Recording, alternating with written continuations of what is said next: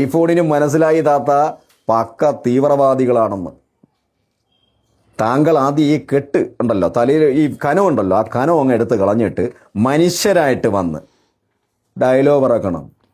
ഒന്ന് കുളിക്കുകയും കൂടെ വേണം തല തണുക്കാൻ. അപ്പോഴേ ഈ പന്നി, നേരത്തെ പറഞ്ഞില്ലേ, പന്നിയുടെ ഒരു കെട്ട് ഇറങ്ങിപ്പോവുള്ളൂ. അതിൻ്റെ കൂടെ ചിലപ്പം കുറച്ച് തീവ്രവാദവും ഇറങ്ങിപ്പോവും. അപ്പോൾ ഒരു മനുഷ്യനായിട്ട് തോന്നിയിട്ട് വന്നിരുന്ന് ഇമ്മാതിരി മൂഞ്ച മരണം. മനസ്സിലായ?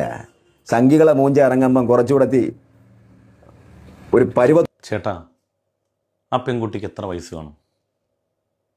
നാള് നോക്കാതെ സമയത്ത് ചേട്ടൻ പെണ്ണ് കിട്ടിയിരുന്നെങ്കിൽ ആ പ്രായത്തിലുള്ളൊരു മോള് ചേട്ടനുണ്ടായിരുന്നു.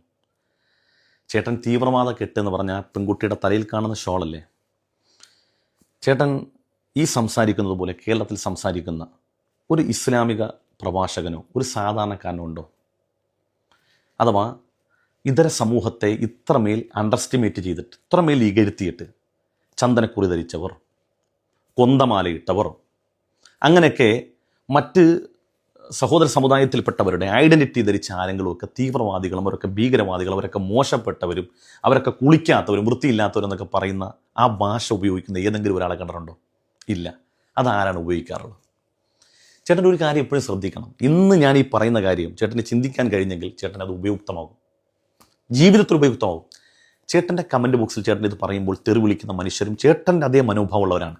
ഏതെങ്കിലും ഒരു നല്ല മനുഷ്യൻ അതിൻ്റെ താഴെ വന്നിട്ട് ഒരു നല്ല അഭിപ്രായം പറഞ്ഞിട്ടുണ്ടോ? ഇത് ചിന്തനീയമാണ്, ഇത് നല്ലതാണെന്ന് പറയും. എന്തുകൊണ്ടാണ്? ചേട്ടൻ ചിന്തിക്കുന്നത് പോലെ അങ്ങേയറ്റം തരം താന്ന അതേ മനോഭാവം കൊണ്ട് നടക്കുന്നവരാണിത്. പിന്നെ ചേട്ടൻ കുളിക്കണമെന്നും ഇതൊക്കെ തലേന്നെടുത്ത് മാറ്റണമെന്നൊക്കെ ആരോടായി പറയുന്നത്? ചേട്ടാ, 5 നേരം പ്രാർത്ഥിക്കാൻ വേണ്ടി അംഗസ്നാനം ചെയ്യുന്ന, ശരീരം വൃത്തിയാക്കുന്ന, കിടപ്പറമം കിട്ടാൽ നിർബന്ധമായി കുളിക്കേണ്ടവർ, രാവിലെ എണീറ്റാൽ പല്ലുതേക്കലും അങ്ങനെ തുടങ്ങിയിട്ടുള്ള ഒരു മനുഷ്യൻ്റെ പ്രാഥമിക കാര്യങ്ങൾ നിർവഹിക്കുമ്പോൾ ചെയ്യേണ്ട കർമ്മങ്ങൾ മുഴുവനും മതത്തിൻ്റെ നിയമമായിട്ടുള്ളതാണ്. അല്ലാതെ ജനങ്ങളൊക്കെ ചെയ്യുന്നത് കൊണ്ടും ഒരു സംസ്കാരം അങ്ങനെ ആയതുകൊണ്ടല്ല. മതത്തിൻ്റെ നിയമമുള്ള ഒരു സമുദായത്തിൽപ്പെട്ട പെൺകുട്ടിയുടെ ഇത് പറയുന്നത്. അവൾ മൂത്രം ഒഴിച്ചാൽ നന്നായിട്ട് കഴുകി വൃത്തിയായിട്ട് പോണവരാ. ആ പെൺകുട്ടി മൂത്രം ഒഴിച്ചാൽ, ചേട്ടൻ നന്നായിട്ട് മനസ്സിലാണ്, മൂത്രം ഒഴിച്ചാൽ നന്നായിട്ട് കഴുകിയിട്ട് പോകുന്നവരാ. ആ പെൺകുട്ടി ഒരു കാലത്തും കാഷ്ടവും മൂത്രവും അങ്ങനെയുള്ള ഒന്നും കഴിച്ചിട്ടില്ല. കഴിച്ചവരുണ്ട്, ചേട്ടൻ അറിയോ? കഴിച്ചവർ അറിയത്തില്ലേ? കണ്ടു നോക്ക്. കുത്തക്കാരനെ ഖായാ പട്ടിയെ നമ്മൾ തിന്നിട്ടുണ്ട്. മലവും മൂത്രവും ഒക്കെ കഴിച്ചിട്ടുണ്ടോ? പിന്നെ ചത്ത മനുഷ്യന്റെ മാംസം തിന്നുന്നവരുണ്ട് നമ്മുടെ ഇന്ത്യയിൽ, ഇല്ലേ? ചേട്ടൻ ആരെ വൃത്തി പഠിപ്പിക്കാൻ പോകുന്നത്? ചത്ത മനുഷ്യന്റെ മാംസം തിന്നുന്നവരുണ്ട്. കണ്ടല്ലോ, വാർത്ത ഉണ്ടല്ലോ. ഇതൊക്കെ നടക്കുന്ന ഈ ഇന്ത്യ മഹാരാജ്യത്ത് ഇതൊക്കെ സംസ്കാരമാണ്, വൈവിധ്യമാണ്, മഹിതമാണ്, മഹത്തരമാണെന്ന് പറഞ്ഞു നടക്കുന്ന ആ ആശയം ഉൾക്കൊള്ളുന്ന അതിൻ്റെ ഭാഗമായിട്ട് വരുന്ന ചേട്ടനാണോ ഇവിടെ ഒരു പെൺകുട്ടി തലയിൽ തട്ട ധരിച്ചപ്പോൾ ആ പെൺകുട്ടിയുടെ കുളിക്കണം, തലയിൽ വെള്ളം ഒഴിക്കണം എന്നൊക്കെ പറയുന്നത്? ചേട്ടാ, അതൊക്കെ ആ പെൺകുട്ടിയോട് പറയുമ്പം ഏറ്റവും കുറഞ്ഞത് ചേട്ടൻ്റെ മുഖത്തേക്ക് നോക്കുമ്പോൾ ചേട്ടൻ ഏത് ആശയത്തിൻ്റെ ഭാഗമാണെന്ന് പൊതുജനം കാണുന്നുണ്ടല്ലോ. ഇതൊക്കെ അങ്ങേറ്റം വൃത്തികേടാണ്. ഈ വൃത്തികേട് ഈ കാലം അത്രയും തുടർന്നതുകൊണ്ടാണ് നിങ്ങൾക്കൊന്നും ഒരു മനുഷ്യനെയും സ്വാധീനിക്കാൻ കഴിയാതിരുന്നത്. ചേട്ടൻ എൻ്റെ വീഡിയോയുടെയൊക്കെ കമൻറ്റ് ബോക്സ് നോക്ക്. ചേട്ടൻ ഉൾക്കൊള്ളുന്ന ആശയത്തിൻ്റെ അതേ ആശയം ഉൾക്കൊള്ളുന്ന അനേകായിരം മനുഷ്യർ ആ കമൻറ്റ് ബോക്സിലുണ്ടാവും. നല്ലത് പറയുന്നുണ്ടാവും. നമ്മൾ പറയുന്നത് അവർക്ക് ഉൾക്കൊള്ളാനും റിലേറ്റ് ചെയ്യാൻ പറ്റുന്നുണ്ടെന്നുള്ളതാണ്. അതേസമയത്ത് ചേട്ടൻ ഏത് വീഡിയോ എടുത്താലും ഒരു സമുദായത്തെ അങ്ങേയറ്റം മോശം, ചേട്ടാ ഈ പൊട്ട് ധരിച്ചവരെയൊക്കെ അങ്ങേയറ്റം മോശം പറയാനൊന്നും നാവ് വഴങ്ങാത്തത് കൊണ്ടല്ല.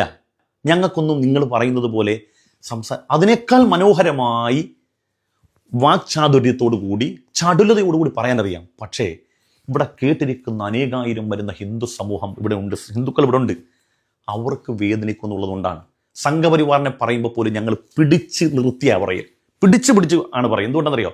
ഞാൻ പറയുന്ന വാക്കും കൊണ്ട് ഇവിടുത്തെ ഹിന്ദുവിന് വേദന ഉണ്ടാക്കാൻ പാടില്ല. ഇത് സംഘപരിവാറിന് മാത്രമാകണം എന്നുള്ളതുകൊണ്ടാണ്. അതുകൊണ്ട് ചേട്ടാ, അങ്ങേയറ്റം വൃത്തികേട് മോശമാണ്. ചേട്ടാ, ആശയത്തെ ആശയം കൊണ്ട് നീട്ടും. അതല്ലേ മനോഹരം, അതല്ലേ വൈവിധ്യം. ആ പെൺകുട്ടി പറഞ്ഞ ആശയത്തോട് വിയോജിപ്പുണ്ടെങ്കിൽ അതിമനോഹരമായി അതിന് മറുപടി പറഞ്ഞൂടെ? ചേട്ടൻ എന്തൊക്കെയായി പറഞ്ഞത്? തട്ടം, തീവ്രവാദം. ചേട്ടാ, ആ പെൺകുട്ടി, ഇപ്പം നിങ്ങൾ കണ്ട പെൺകുട്ടിയെ അവർ ഏതെങ്കിലും തീവ്രവാദ കേസിൽ പ്രതിയായിരുന്നു? അല്ല. ജ്യോതി മൽഹോത്ര നിങ്ങൾക്ക് അറിയില്ല?